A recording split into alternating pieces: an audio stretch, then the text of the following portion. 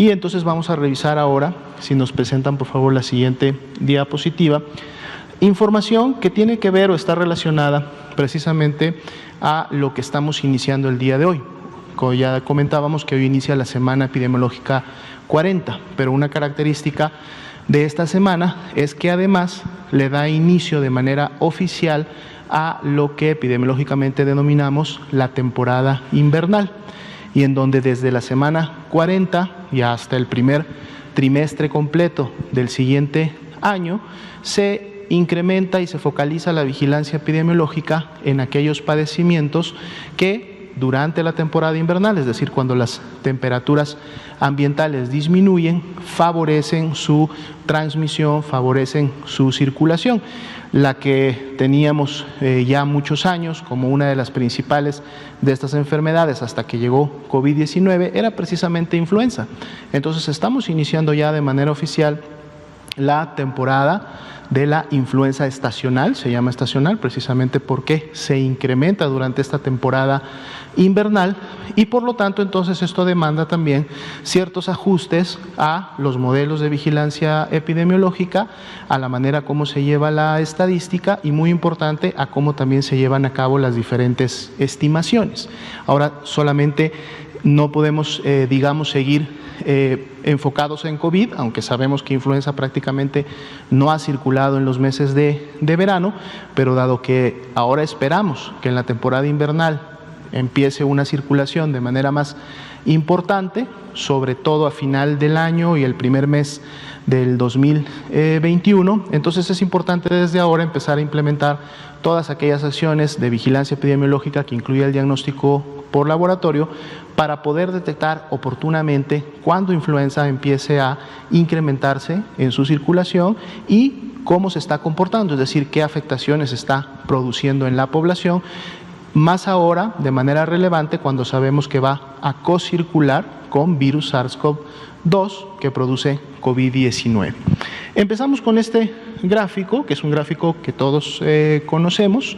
porque es precisamente en donde vamos a realizar o llevar a cabo algunas de las modificaciones. Este es nuestro gráfico clásico. En las barras de color morado tenemos a todas las personas que han salido negativas hasta el momento, pero vean por favor la semana epidemiológica en la parte inferior, dado que este gráfico lo estábamos utilizando específicamente para COVID-19, el corte lo realizábamos desde la semana 10, que es cuando tuvimos el primer caso confirmado de COVID-19, y a partir de ahí empezábamos a identificar todas aquellas personas que eran muestreadas para poder confirmar o descartar la presencia de virus SARS-CoV-2, y entonces íbamos midiendo. Por eso tenemos las barras de color morado, aquellas que dieron negativo a la prueba, las barras de color café claro, aquellas que dieron positivo a la prueba, en este caso son confirmados, y en las barras de color naranja, los que aún se encontraban sospechosos, es decir, que por algún motivo su prueba de laboratorio todavía no tenía un resultado que permitiera que pasaran o a las barras de color morado o a las barras de color naranja claro. Vamos a ver ahora la siguiente diapositiva y vamos a explicar un poco los cambios que van a ocurrir para efectos de la estadística y las estimaciones. En las barras vamos con los dos grupos grandes que siempre hemos visto y que son similares a las que vimos en la diapositiva anterior. Las barras de color verde ahora integran a todas estas personas que salieron negativas. Las veíamos 857.958, pero además ahora estamos sumando todos los resultados negativos que también tuvimos desde la semana número 1 hasta la semana número 9. Por eso están aquí y dicen otras iras de la semana 1 a la 10. Entonces, estas personas que habían dado negativo, si sumamos los negativos que se produjeron en toda esta temporalidad, ahora son 870.127. ¿Por qué estamos sumando los negativos que estaban en esta temporalidad? Porque aquí es donde estábamos precisamente vigilando influenza. Estábamos vigilando la temporada de influenza 2019-2020. Dado que ahora influenza se va a integrar dentro de las estimaciones y la vigilancia, entonces empezamos también a contar, introducir en la estadística todas estas personas. Y por eso ahora la estadística arranca desde la semana 1 y vamos a continuar avanzando. Veamos que el otro grupo grande que en su momento vemos, que son las barras de color café claro, son precisamente los casos confirmados, en este caso para COVID-19. Aquí no hay cambios, porque prácticamente son los resultados que hasta el momento se han emitido, y aunque metamos las semanas de la 9 a la 1, no hay cambios porque el primer caso positivo de COVID pues lo tuvimos de la semana 10 en adelante, por eso los confirmados se mantienen de manera similar. ¿Qué estamos agregando ahora en estas barras que estaban en el medio, que en la diapositiva anterior las teníamos agrupadas todas en un color naranja? Estamos agregando primeramente el grupo de personas que no tuvo una muestra. Siempre todas las noches decíamos que los casos que veíamos en las barras de color morado, naranja y café claro tenían una muestra y estábamos esperando lógicamente un resultado. Pero ahora pueden ver, aunque lógicamente siguen siendo una proporción bastante menor en relación a los demás casos, pero ahora pueden ver ustedes en este color gris oscuro precisamente todas esas personas que también fueron clasificadas como casos sospechosos, que están notificadas en la plataforma del CISBER, es decir, tenemos toda su información, tenemos todos sus datos, pero que no tuvieron la toma de una muestra, y ahorita vamos a explicar por qué se da esta situación. Y lo que hicimos también en relación a las barras de color naranja claro, que eran todos esos aún sospechosos, se hizo una reclasificación para ver quiénes de estos aún sospechosos tenían la posibilidad real de poder llegar y obtener un resultado y cuáles ya no. Y ahorita vamos a explicar por qué habría casos o personas que ya no tendrían la posibilidad de un resultado. Entonces ahora los separamos. Los que estaban en el color naranja, que eran todos los aún sospechosos, ahora están separados en dos grupos. Aquellos que ya no tienen la posibilidad de un resultado, que representan estos 88.154, pero también nos quedamos todavía con aquellos que sí tienen una posibilidad aún de resultado, que son 40.456, y los van a ver prácticamente representados solo en las últimas 3 semanas que se grafican. Por eso el color azul de los que tienen aún posibilidad de resultados están solamente en estas 2 últimas semanas, y así prácticamente se va a ir moviendo. Vamos a seguir explicando todavía más a fondo estos datos. La siguiente, por favor. Bien, aquí nos estamos quedando solamente con los casos sin muestra, como lo vemos en el color gris, aquí representado, un gris oscuro. Los casos con muestra, pero sin posibilidad de resultado, en el color negro, y los que tienen muestra con posibilidad de resultado en el color azul. Es decir, lo que hicimos es, nos quedamos con aquellos que estaban en el medio, entre los negativos y entre los confirmados, para ver cómo están distribuidos por entidad federativa. Recordemos, lo hemos dicho siempre desde un principio, lo hemos recalcado en muchas de las conferencias vespertinas, la notificación que parte desde la clasificación inicial de estos casos se realiza en cada una de las unidades médicas, en cada una de las localidades, municipios e entidades federativas. Por lo tanto, entonces podemos lógicamente conocer dónde se encuentran. Entonces, cuando hablamos de las personas sin muestra, pueden ustedes identificarlas, dónde hay más o dónde hay menos en cada una de las 32 entidades federativas, y lo mismo para aquellas que sí tienen una muestra, pero que ya no tendrían la posibilidad de un resultado. Podemos rápidamente ver en base a la gráfica que la gran mayoría de ellas se integran en la Ciudad de México y en el Estado de México, que vienen a ser precisamente estos dos componentes negros grandes de color que tenemos ahí, aunque vemos que lógicamente ese color negro está presente prácticamente en todas las demás entidades federativas, pero definitivamente en mucha menor magnitud. Y los que tienen una muestra en este momento, que sí estamos todavía esperando un resultado, o sea, tienen la posibilidad de esperar un resultado, que están en el color azul, también vemos a su vez que se integran en la Ciudad de México y en el Estado de México, aunque prácticamente el 80% de las entidades federativas tienen todavía este grupo de personas. Lógicamente, esto también responde, dado que esto son casos totales, no es una tasa, entonces también responde lógicamente a la cantidad de personas, es decir, a la población que en un momento reside en estas entidades federativas, y de ahí que no llamaría tanto la atención que la mayoría de estos tres tipos de casos estuvieran en la Ciudad de México y en el Estado de México. Veamos ahora esta distribución, pero ahora veámoslo por institución, o sea, identifiquemos también en qué institución del sector salud se encuentran estas personas. Sería la siguiente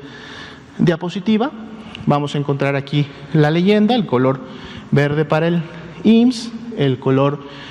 crema para el ISSSTE, el color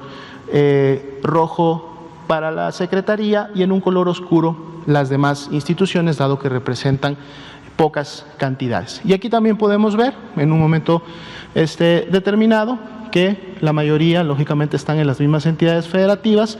pero cuando vemos lógicamente una panorámica general, pues vemos que la mayoría de estos casos se encuentran precisamente en la Secretaría de Salud. Son las barras de color rojo oscuro que vemos en estos componentes. Le sigue definitivamente el Instituto Mexicano del Seguro Social, que son las barras apiladas de color verde, y finalmente el ISSSTE con cantidades menores, aunque estas son lógicamente más apreciables en la Ciudad de México y en el Estado de México. Volvemos nuevamente al tema de la densidad poblacional o la cantidad de personas que residen en estas entidades federativas. Y entonces, bueno,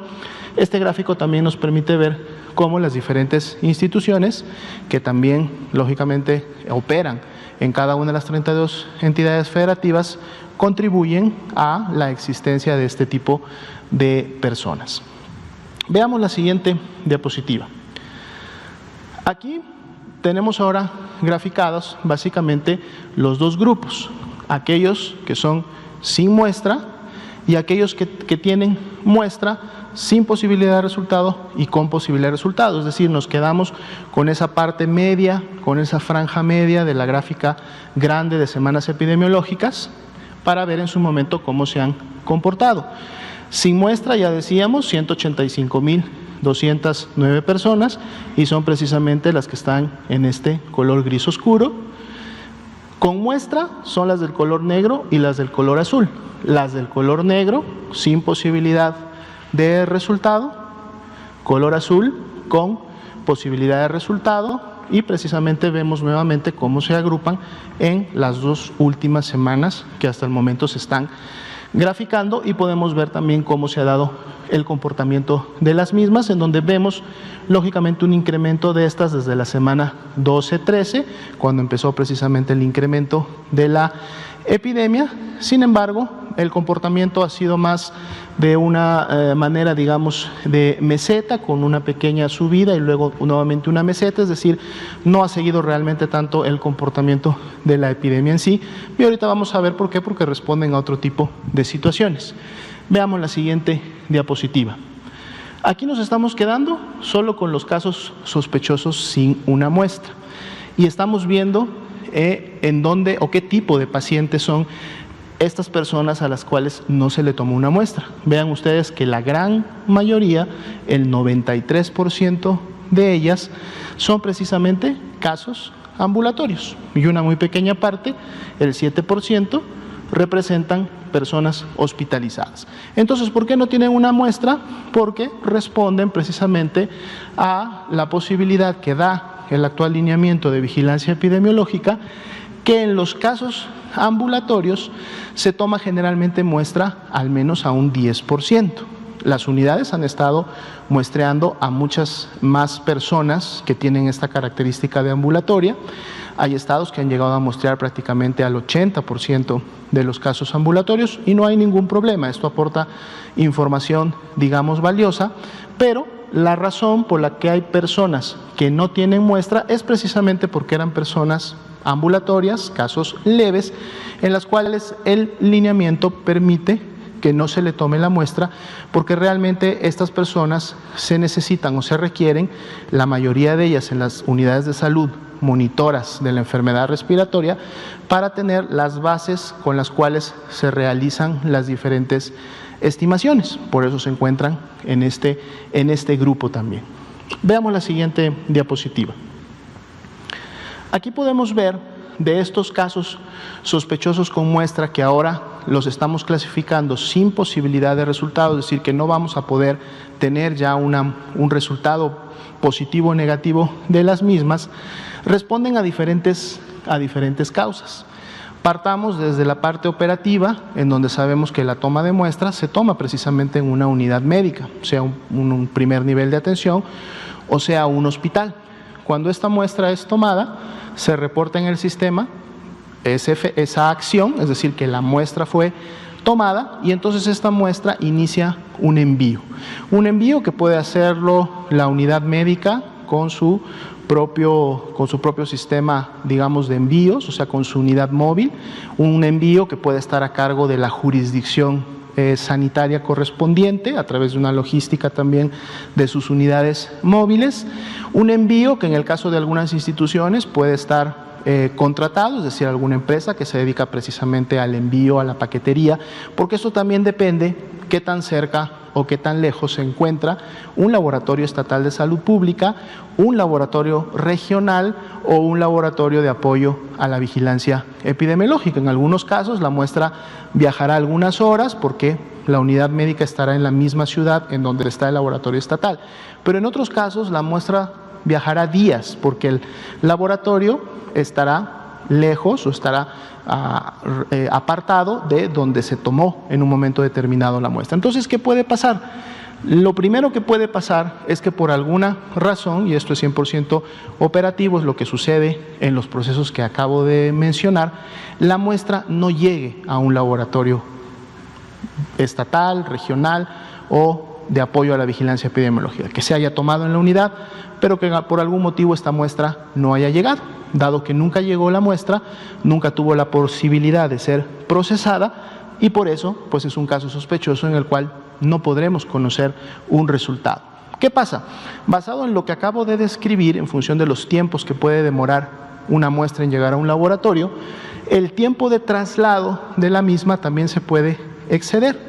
Si excede de los 8 a los 10 días, es una muestra que ya perdió la calidad correspondiente para ser procesada y por lo tanto un laboratorio de cualquiera de estos grupos puede, en base a los lineamientos, rechazarla, es decir, por el simple hecho de haber rebasado, excedido el tiempo de traslado, la rechaza porque considera que el resultado que va a obtener ya no sería el óptimo porque rebasó los días correspondientes, y aquí estamos hablando precisamente de esa semana de tránsito que en su momento una muestra pudiera tener. Cuando el laboratorio recibe una muestra, revisa las características de la misma, ¿no? Si llegó dentro de esa semana y por lo tanto no excedió el tiempo, entonces hace una revisión y dentro de esa revisión pueden existir causas de rechazo, o sea, la muestra puede todavía ser rechazada, pudiera ser rechazada porque no llegó en la temperatura adecuada. Recordemos que las muestras de hisopado faríngeo y nasofaríngeo deben de viajar desde que se toman y se siembran en sus medios de transporte hasta que llegan al laboratorio, deben de haber mantenido una red de frío entre los 4 y los 8 grados. Si por algún motivo relacionado al envío, cuando la muestra llega a un laboratorio, checa la temperatura y no se encuentra en ese rango que es el adecuado, entonces también esta muestra es rechazada. Puede haber estado mal empaquetada, es decir, no haberse llevado este proceso en relación a cómo lo marca el lineamiento, o puede ser una muestra que se haya derramado, en el sentido de que las muestras, los diales que traen el hisopo, contienen un líquido, que es precisamente un líquido para transportar muestras de contenidos virales, que si este líquido no se encuentra presente, se derramó o se evaporó, podemos hablar también de las condiciones climáticas al momento del envío, entonces la muestra no será adecuada porque no estuvo resguardada en el ambiente para poder en su momento llevar a cabo la replicación del virus. O en su momento también esta muestra, a pesar de que se aceptó y entró al proceso, no fue adecuada porque no amplificó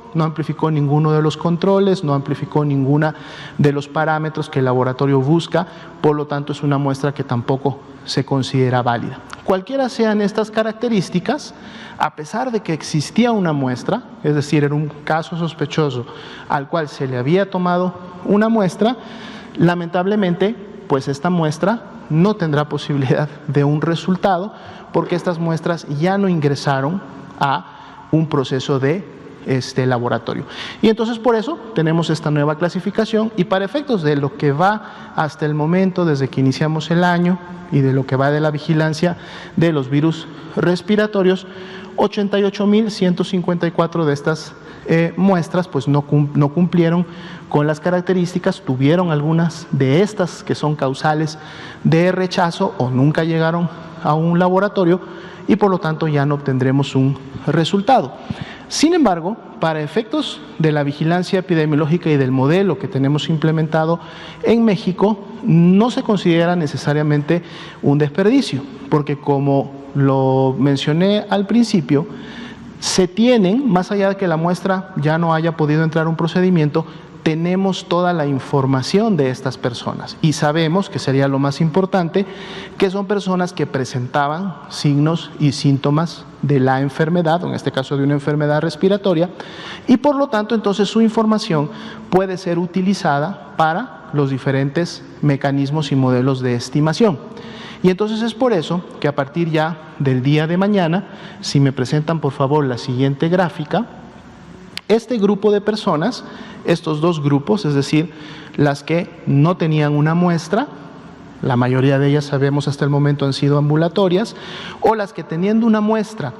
ya no tienen una posibilidad de resultado, también van a ser integradas a la estimación. Y por eso presentamos aquí ahora la nueva estimación, que básicamente lo que hace es que integra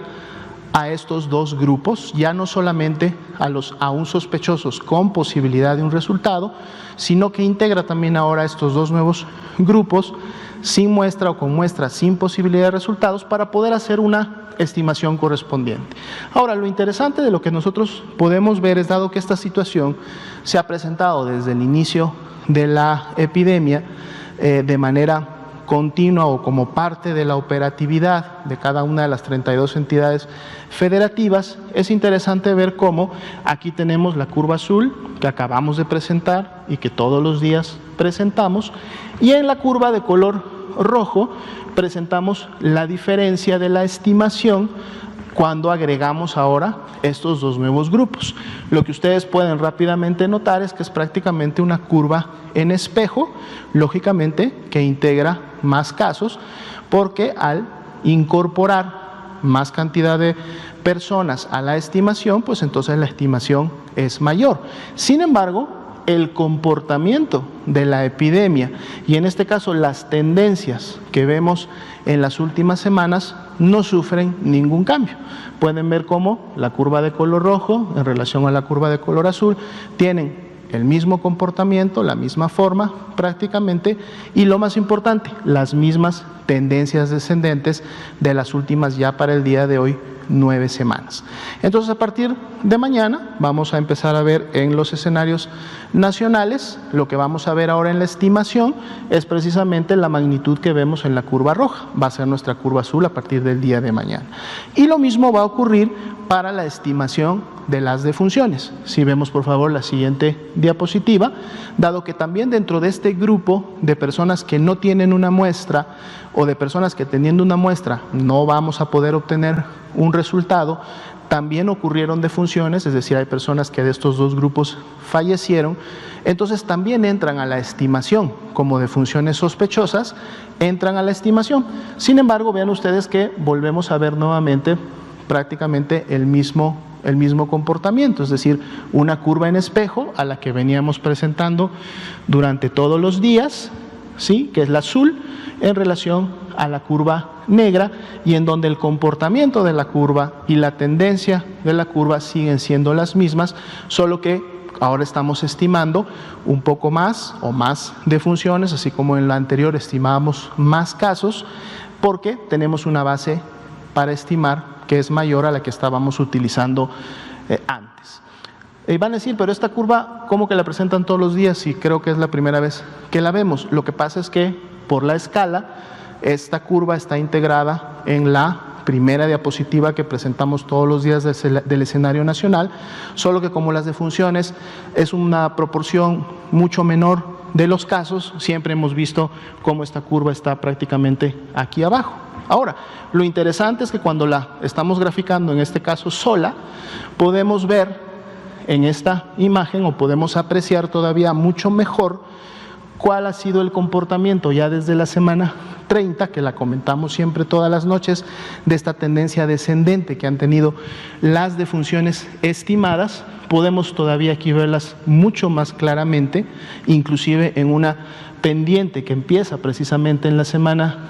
30 y que se ha mantenido con una caída bastante importante hasta hace al menos 2 semanas, que es la semana 38. Entonces queríamos el día de hoy explicar un poco y más a fondo estas modificaciones que vamos a llevar a cabo. En su momento vamos a estar integrando también cómo se empieza a comportar la influenza en México, recordando que el sistema que utilizamos de vigilancia es un sistema sindromático que, si bien es cierto, se ha enfocado al virus SARS-CoV-2 y la enfermedad que produce, COVID-19, durante este periodo epidémico. Ahora, con el inicio de la temporada invernal, también necesitamos ver el comportamiento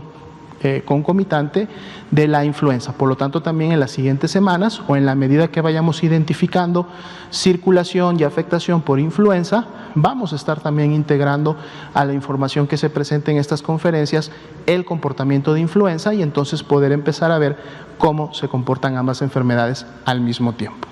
Muchas gracias.